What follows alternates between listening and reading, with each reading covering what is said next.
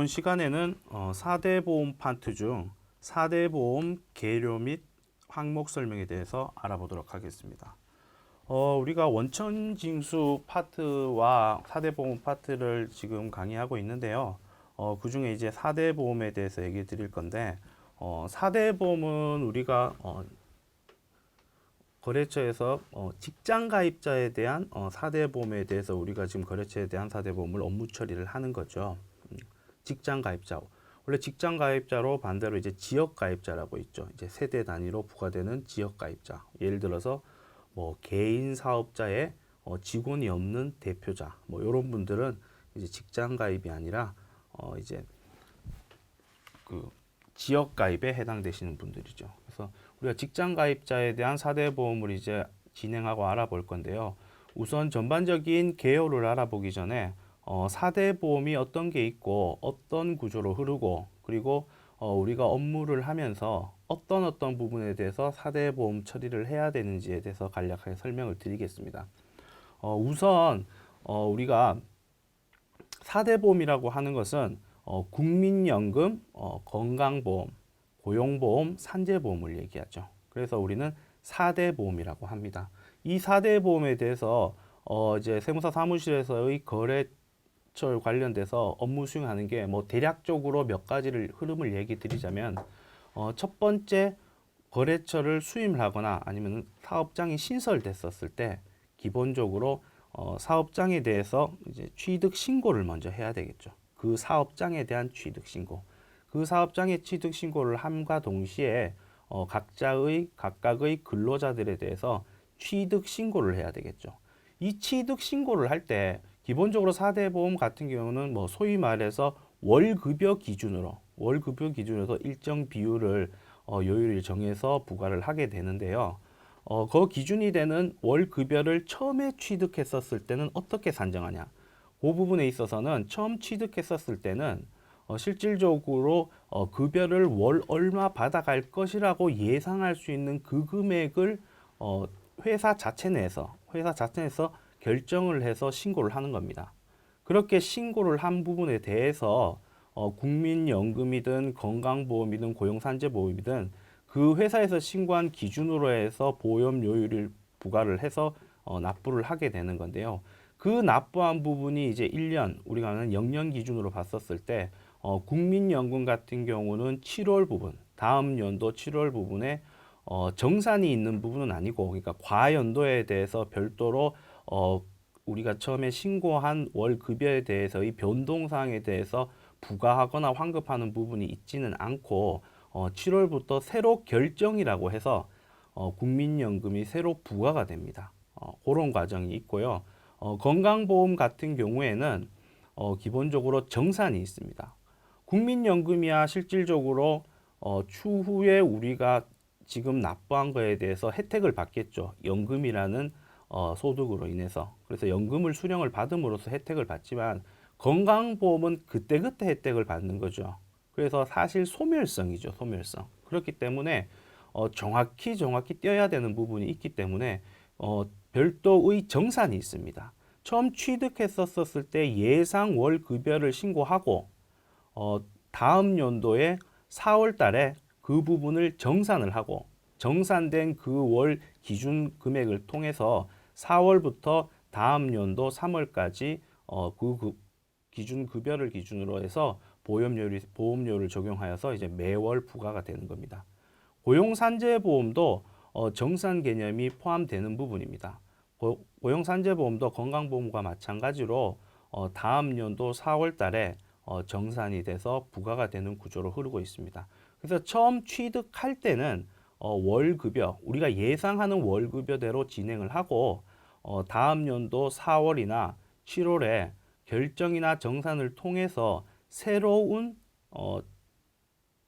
4대 보험이 부과가 되는 거죠. 그 과정에서 건강보험과 고용보험은 정산이라는 개념이 있다. 왜 처음에 취득했었을 때는 회사가 신고한 월급여 기준으로 산정을 했기 때문에 그때 작년도의 정상적인 월급여를 산정을 해서 정상적으로 차이점을 부과하는 구조죠. 그렇게 해서 사업장 가입을 하고 나서 취득 신고까지 같이 하면은 추후에 쭉 진행을 하시다가 개별 사업장에 대해서 내지 사업자의 상업장의 근로자에 대해서 뭐 변경이 있다. 4대 보험 관련해서 그 변경이 있으면 변경 신고를 하는 거고요. 그리고 중간에 근로자가 퇴사를 했다. 퇴사를 했다면은 이제 고 4대 보험에 대해서 퇴사 신고 처리를 해야 되는 거죠. 국민연금은 별도로 정산 개념이 없는 부분이고 건강보험은 퇴사 시점 기준으로 해서 건강보험이 정산이 되는 겁니다.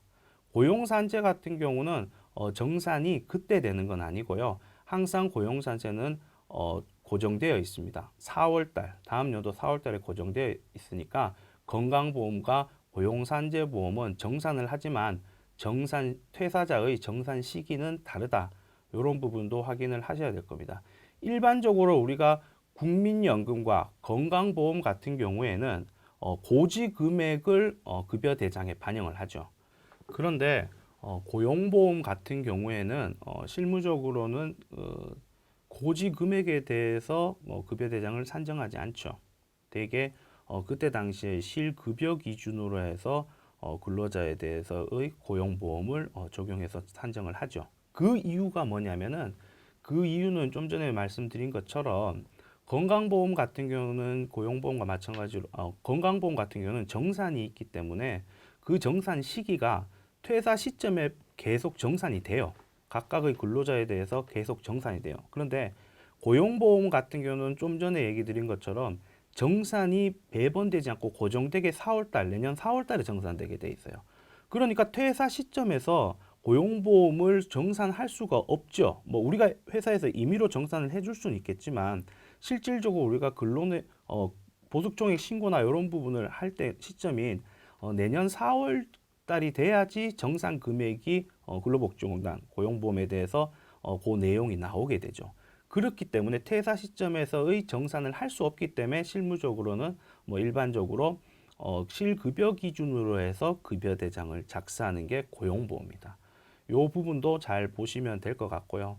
뭐 이렇게 쭉 진행되시다가 이제 회사가 폐업이나 뭐 근로자가 없거나 했었을 때는 뭐 개별적으로 이제 폐업에 대한 이제 탈퇴 신고를 함으로써 전반적인 직장 가입자에 대한 4대 보험에 대한 흐름들을 이제 볼 수 있습니다. 자, 그 부분을 한번 기억하셔 갖고 그 관련된 내용들이 결과적으로는 전부 우리가 4대 보험에 대해서 처리해야 돼야 될 업무입니다. 예, 그 부분을 잘 유의 깊게 보시면서 4대 보험에 대해서 전반적으로 한번 보도록 하겠습니다. 첫 번째 가입 대상 및 취득 상실입니다. 국민연금 같은 경우는 대상자가 18세 이상 60세 미만의 사용자 및 근로자, 뭐 사용자라면은 대표자 정도가 되겠죠. 그리고 근로자입니다. 자, 18세 이상 60세 미만이기 때문에 국민연금은 만 60세 이상자들은 대상이 아닙니다. 그래서 회사에 취업을 하셨었을 때 만 60세 이상이 되면 국민연금 대상이 아니기 때문에 취득 신고할 때 국민연금을 제외시켜야 됩니다.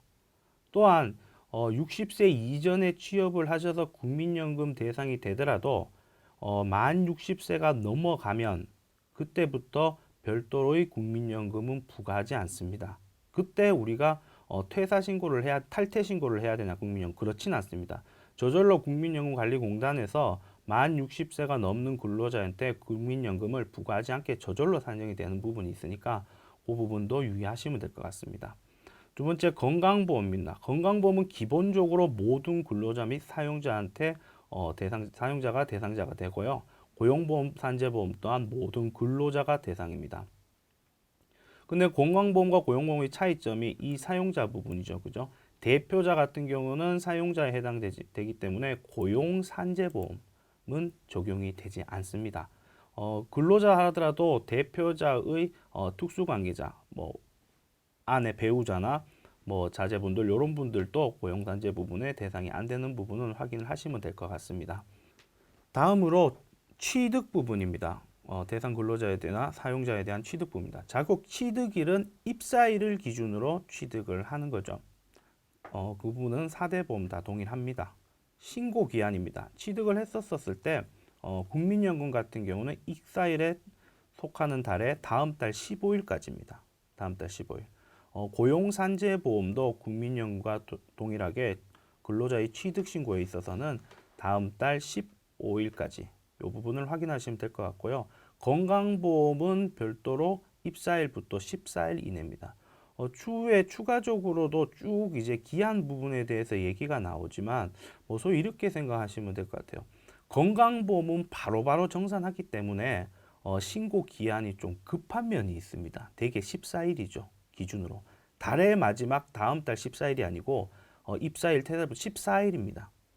건강보험은 빨리빨리 정산을 해줘야 되기 때문에 기본적으로 좀 빠르다라고 생각을 하시면 될 것 같고 고용산재 같은 경우는 뭐 항상 다음 달, 다음 연도 4월 기준이니까 그렇게 빠르지 않다. 국민연금도 별도의 정산이 있지 않는 부분이기 때문에 사실상 그렇게 빠르지 않다라고 해서 건강보험과 국민과 고용산재보험을 좀 구별해서 인식을 하시면은 좀 더 생각하시기에는 수월할 거예요. 자, 상실 부분입니다. 자격 상실일은 퇴사일의 다음 날이다. 4대 보험 같은 경우는 퇴사일의 다음 날 상실을 한다는 것은 알고 계시면 될 것 같아요. 당연히 뭐 그럴 수밖에 없겠죠. 퇴사 날에 고용, 산재, 산재가 발생되거나 했었을 때 적용이 돼야 되기 때문에 당연히 퇴사한 다음 날이 상실일이 되는 거겠죠. 그래서 상실일은 퇴사일의 다음 날이다 라고 보시면 될 것 같습니다. 보험료의 정산 부분입니다. 국민연금은 별도의 정산은 없다고 생각하시면 될 것 같고요. 건강보험 같은 경우는 퇴사 시 정산을 바로바로 한다. 그리고 고용산재 같은 경우는 다음 해에 보수청의 신고에 의해서 정산을 한다. 라는 부분을 확인을 하시면 될 것 같습니다. 자, 4대 보험 직장 가입 적용 제외자입니다. 여기에 해당되는 근로자는 4대 보험이 적용이 제외된다는 얘기죠.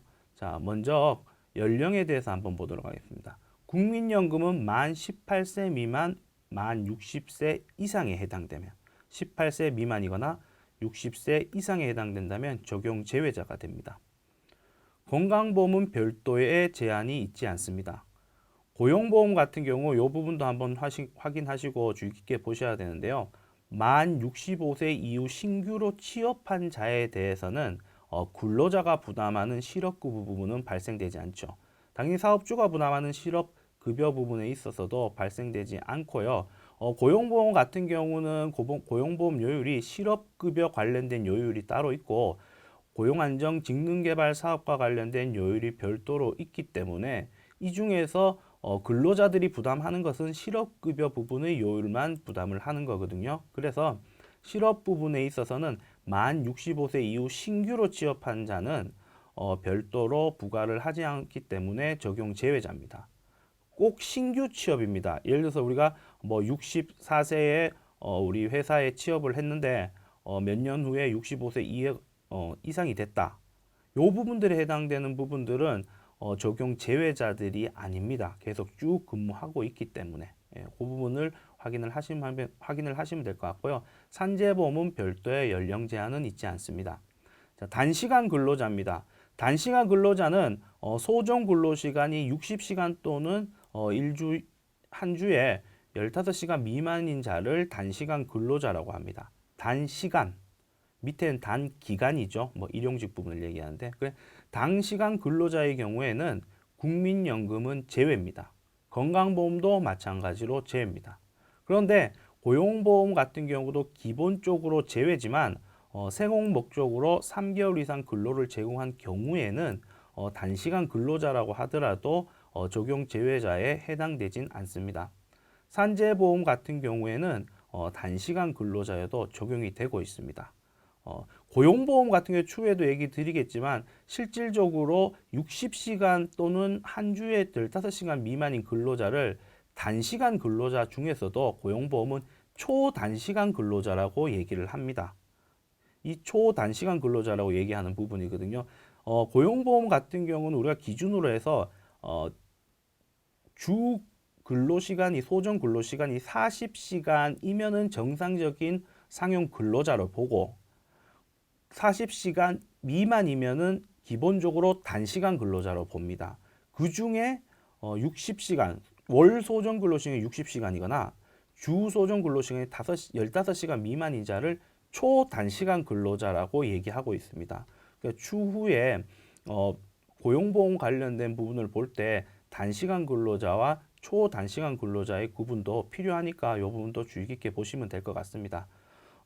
단기간 근로자입니다. 단기간 근로자는 1개월 미만 근로자를 얘기하죠. 우리가 소위 말하는 일용 근로자입니다.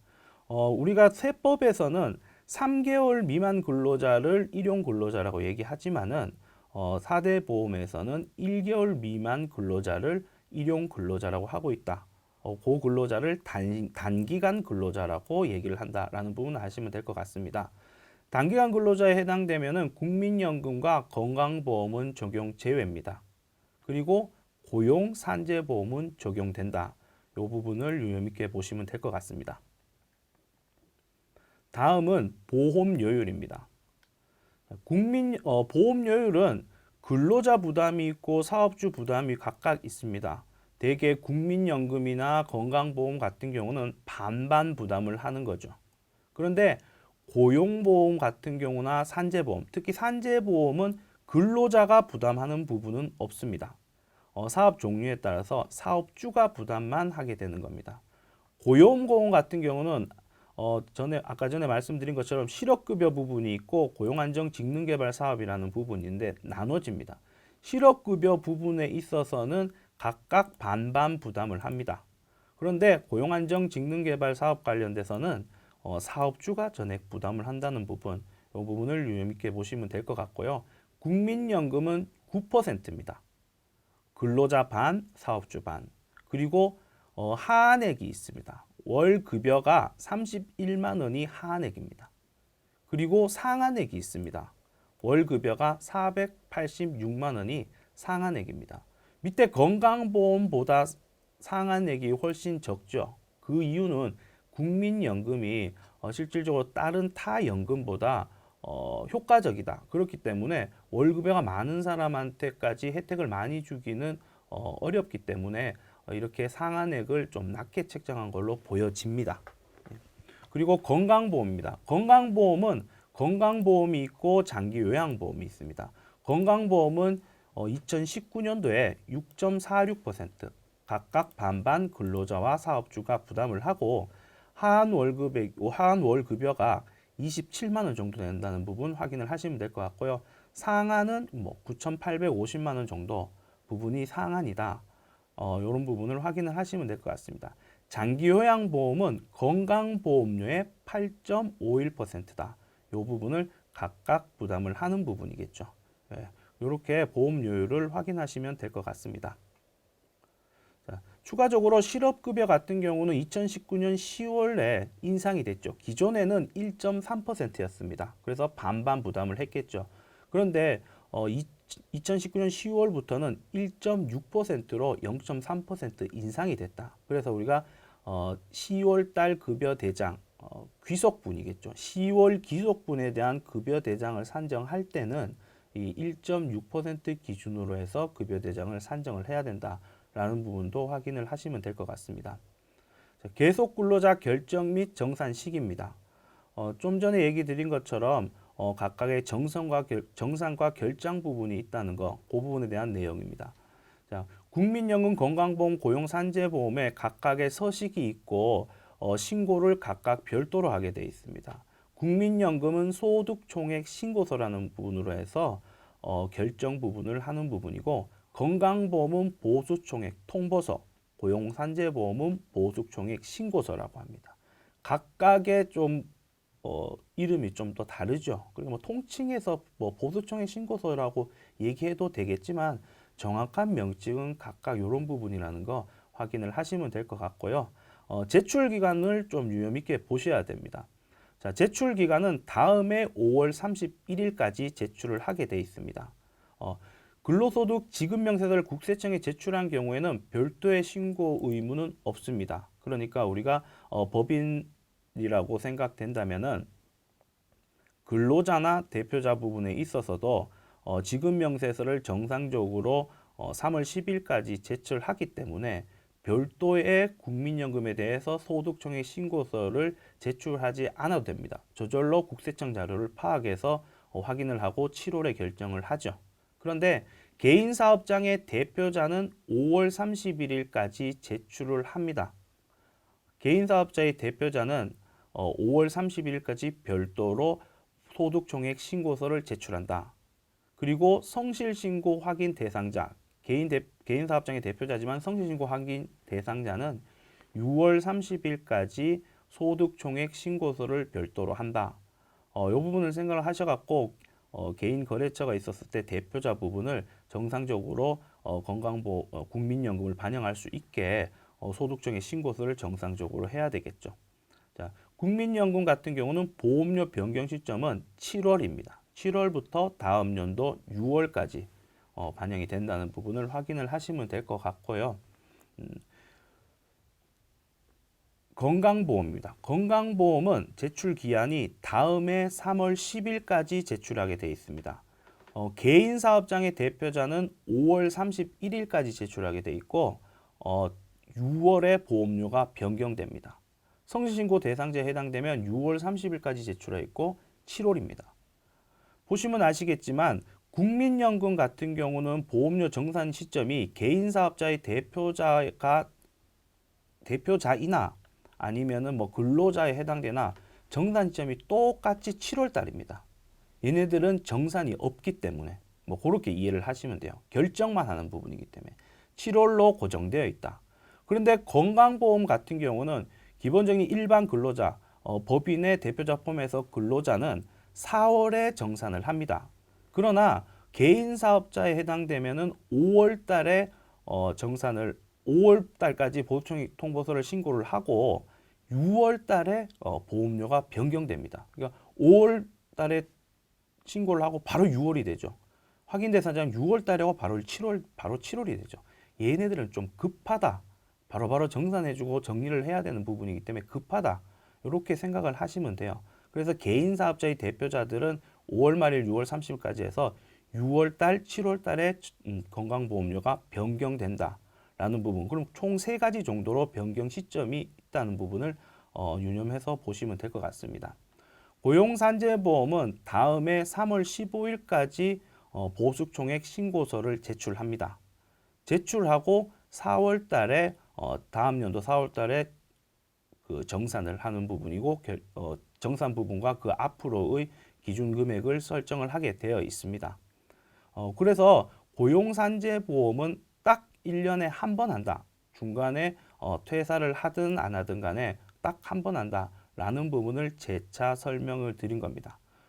이렇게 전반적인 4대 보험 개요에 대해서 알아보았습니다.